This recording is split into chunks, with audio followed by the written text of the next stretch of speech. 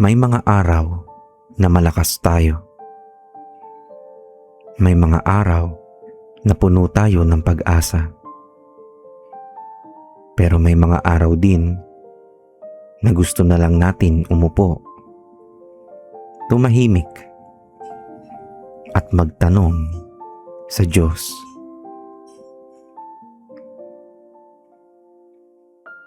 Minsan hindi naman tayo humihingi ng marangyang buhay. Hindi naman tayo humihingi ng milyon.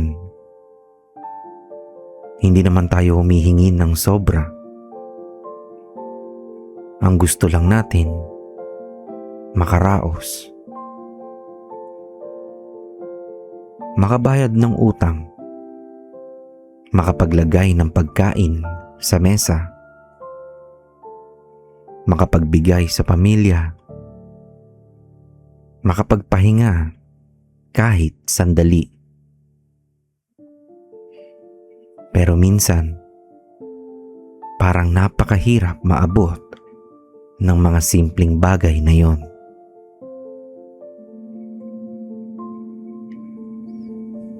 Habang ginagawa ko ang video na to, naisip ko ang napakaraming Pilipino na araw-araw lumalaban. Mga manggagawa, mga OFW, mga breadwinner, mga magulang,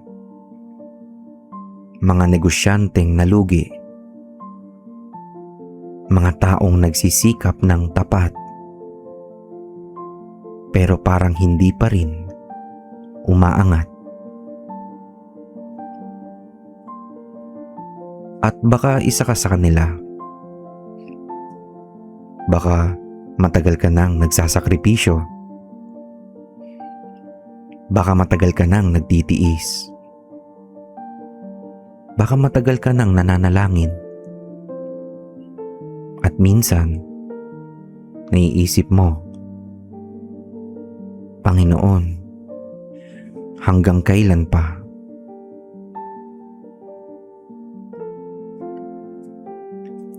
May mga gabi na hindi ka makatulog. May mga umaga na ayaw mong bumangon. Hindi dahil tamad ka, kundi dahil pagod na pagod ka na. Pagod sa bayarin. Pagod sa problema. Pagod sa kakaisip. Pagod sa paulit-ulit na pagsisimula. Pagod sa pag-asang parang laging naaantala. At alam mo kung ano ang masakit.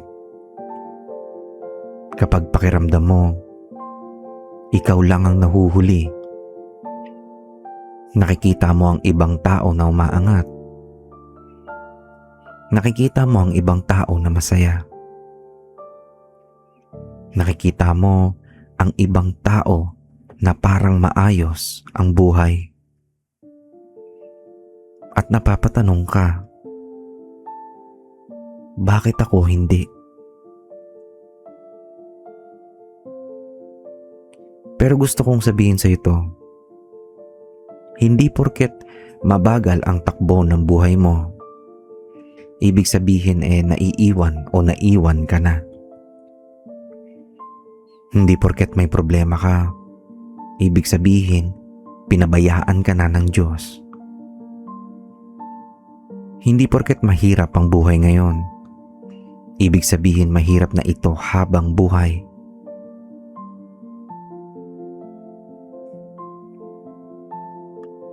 Sa Awit chapter 34 verse 19, sinasabi dito, "Many are the afflictions of the righteous, but the Lord delivereth him out of them all." Napakagandang paalala nito.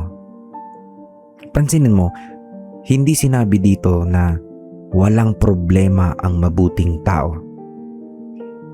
Ang sinabi dito, marami silang pagsubok.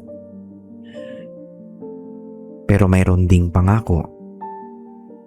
Ililigtas sila ng Diyos. Kaya kung pakiramdam mo pagod ka na, kung pakiramdam mo matagal ka nang naghihintay, kung pakiramdam mo hindi mo na alam kung paano magpapatuloy, gusto kong malaman mo to. Nakikita ng Diyos ang bawat sakripisyo mo. Nakikita niya ang bawat luha. Nakikita niya ang bawat gabing hindi ka makatulog. At hindi niya nakakalimutan ang lahat ng yon. Ngayon, nais kong mag-alay ng isang panalangin para sa ating mga lumalaban. Manalangin tayo. Panginoong Hesus, dinadala ko po sa inyo ang bawat taong nanonood ngayon. Lalo na ang mga taong matagal nang lumalaban. Mga taong pagod na. Ang mga taong pakiramdam nila ay wala nang nangyayari sa buhay nila.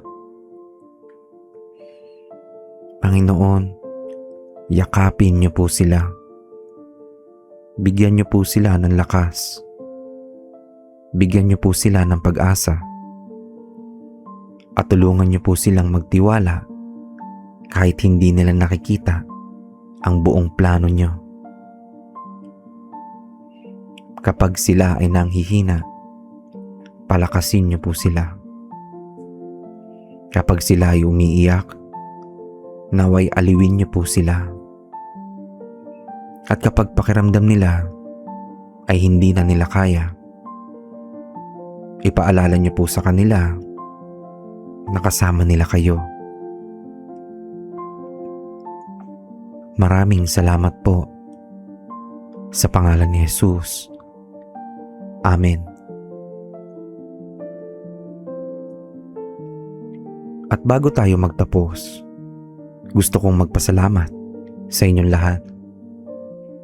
Sa araw-araw na nanonood, sa lahat ng nagla-like, sa lahat ng nagko-comment, sa lahat ng nag-share, at sa lahat ng nagsasubscribe sa channel.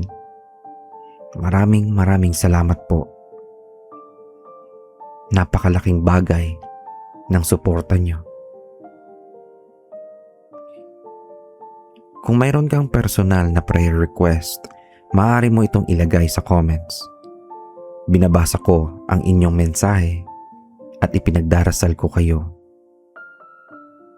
Kung nakatulong sa inyo ang video na ito, huwag mong kalimutang i-like at i-share ito.